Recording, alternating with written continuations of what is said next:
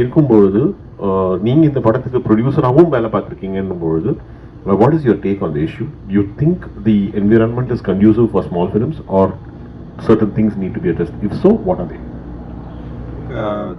The first best thing what we have to understand to make small films or big films is like first we have to learn from Malayalam industry because எல்லாருமே டீமாக வந்து இப்போ for example இங்கே இருக்கிற ஒரு மலையாள இண்டஸ்ட்ரியிலேருந்து வராங்கன்னா ஒரு ஆக்டராகவும் இருக்கிறாங்க, ஒரு சினிமாட்டோகிராஃபரும் இருக்கிறாங்க, எடிட்டராகவும் இருக்கிறாங்க, ரைட்டராகவும் இருக்கிறாங்க. ஸோ ஃபார் எக்ஸாம்பிள் மஞ்சுமல் பாய்ஸில் நடித்தவங்க எல்லாருமே பார்த்தீங்கன்னா டைரக்டர் ஒரு எடிட்டர் ஒரு ரைட்டர். ஸோ ஐ ஃபீல் இன்னும் இந்த மாதிரி கூட்டமைப்பில் எல்லாருமே கொஞ்சம் கான்ட்ரிபியூட் பண்ணால், இப்போ நான் ஒன்லி ஆக்டிங் தான் பண்ணுவேன் ஐ டோன்ட் அப்படிங்கிற மாதிரி இருந்தால் இதாகிடும். பிகாஸ் இன்றைக்கி வந்து you need multiple skill set to be in film industry. Because கர்நாடகாவில் கூட நம்ம சூ ஃபேமிலி அப்புறம் அந்த ரிஷப் ஷெட்டி அவங்க எல்லாருமே பார்த்துட்டிங்கன்னா தொடர்ந்து ஒரு கூட்டமைப்பில் ஓகே நீ இந்த ஜானரில் பண்ணுறியா, நான் இந்த ஜானரில் பண்ணுறேன். I feel we have to form a community then forming there.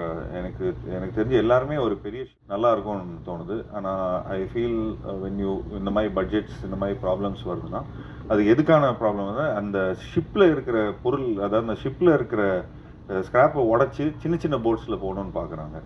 So I feel when you go as a big team, so அதனால தான் இந்த இந்த ஒரு பெரிய டீமோடு நம்ம போகும்போது ஸோ வி ஃபீல் எல்லாரோட கோஆப்ரேஷன் இருந்தால் ஒரு என்ன படமாக இருந்தாலும் சரி 45 டேஸ்க்கு மேலே ஒரு படம் எடுத்தால் அது ஏதோ ஒரு விதத்தில் ஒரு லாஸ் வரும். நீங்கள் பெரிய பட்ஜெட் படம் ஒரு 100 கோடி ரூபாய் படம் நீங்கள் எடுக்கிறீங்கன்னா கூட அது 45 டேஸ்க்குள்ளே எடுத்துருங்க. நீங்கள் ஒரு 4 கோடி ரூபாய் படம் எடுத்தால் கூட அது 45 டேஸ்க்குள்ளே எடுத்துருங்க. ஏன்னா ஒரு 45 டேஸ்க்கு மேலே போனால் அந்த வட்டி தாங்காது. Because I come from a production family, from a finances point of வியூவில் பார்த்துட்டிங்கன்னா you are paying interest for no reason. எந்த டெக்னீஷியன் கையிலையும் போகிறதில்ல அந்த காசு, எந்த ஆர்டிஸ்ட் கையிலையும் அந்த காசு போகிறதில்ல, ஃபுட்டேஜ் தான் இதாகுது. அண்ட் இந்த மோர் படத்தை வந்து லேட் பண்ணுறோமோ அவ்வளோக்கு அவ்வளோ ஃபைனான்ஸோட அந்த இன்ட்ரெஸ்ட்டும் ஏறுது, படமும் பழசாகுது, மக்களோட அதாவது ஒர்க் பண்ண டெக்னீஷியன்ஸும் ஆக்டர்ஸோட உழைப்பும் கொஞ்சம் லைட்டாக ஸ்டேல் ஆகுது. ஸோ கல் சூடாக இருக்கும்போதே தோசை போட்டணும், தோசை சூடாக இருக்கும்போதே சாப்பிட்டுடணும். ஸோ அந்த மாதிரி கொஞ்சம் எனக்கு தெரிஞ்சு I would request all the producers to set இப்போ இங்கே ஃபர்ஸ்ட் லுக் கொடுக்கும்போதே படத்தோட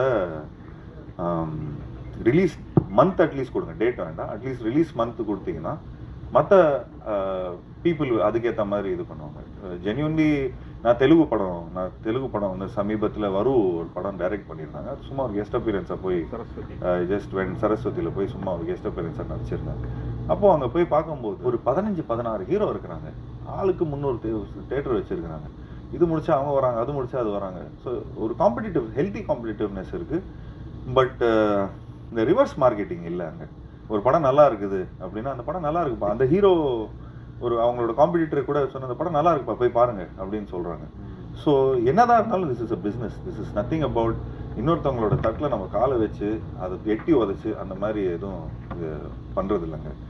பட் இங்கே என்ன ஆகுதுன்னா அந்த ரிவர்ஸ் மார்க்கெட்டிங், இந்த நெகட்டிவ் மார்க்கெட்டிங், இவருக்கு மார்க்கெட்டு போயிடுச்சு, இவருக்கு அது போயிடுச்சு, இவரு போயிடுச்சு அப்படின்னு. பட் இன்னைக்கு like today I come from a production. So இன்றைக்கி வந்து எக்ஸ்பெரிமெண்டலான ஃபிலிம் எடுக்கிறதுக்கான கட்டாயத்தில் நானும் இருக்கிறேன். அண்ட் அதே மாதிரி நிறைய டெக்னீஷியன்ஸை இன்ட்ரடியூஸ் பண்ணுற ஒரு ரெஸ்பான்சிபிலிட்டியில் இருக்கேன், புது டைரக்டர்ஸை இன்ட்ரடியூஸ் பண்ணுற ரெஸ்பான்சிபிலிட்டியில் இருக்கிறேன்.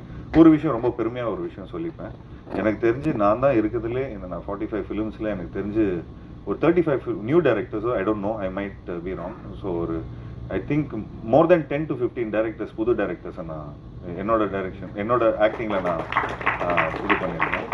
So I tend go behind மார்க்கெட்டில் இருக்கிற டைரக்டரோ மார்க்கெட்டில் இருக்கிற ப்ரொடியூசரோ அவங்க பின்னாடி நான் என்றைக்குமே போனதில்லை.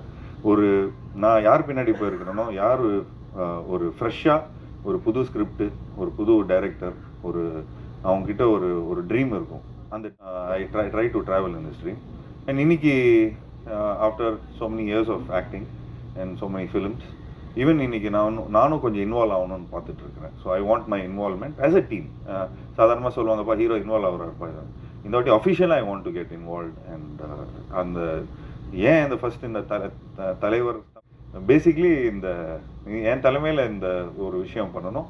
அது ஹிட் ஆகட்டும் ஃப்ளாப் ஆகட்டும், ஹிட் ஆனால் நிச்சயமாக டீமுக்கு கொடுப்பேன், ஃப்ளாப் ஆனால் அதை நான் எடுத்துப்பேன். ஸோ அந்த தைரியம் எங்ககிட்ட இருக்குது, அந்த அந்த நிலையில் இருக்குது. So we come from a production background, we know how to make it up for it. Thank you so much for the questions, and also